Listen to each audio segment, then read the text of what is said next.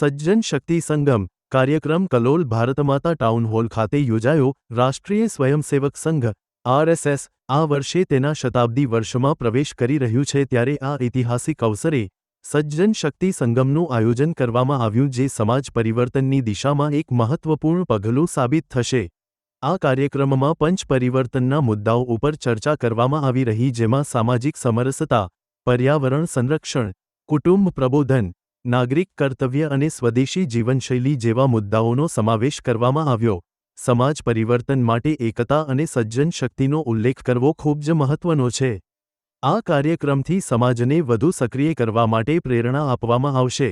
આ કાર્યક્રમમાં દેશના વિવિધ વિસ્તારોમાંથી વિશિષ્ટ મહાનુભાવો, વિચારક અને સાંસ્કૃતિક આગેવાનો જોડાયા।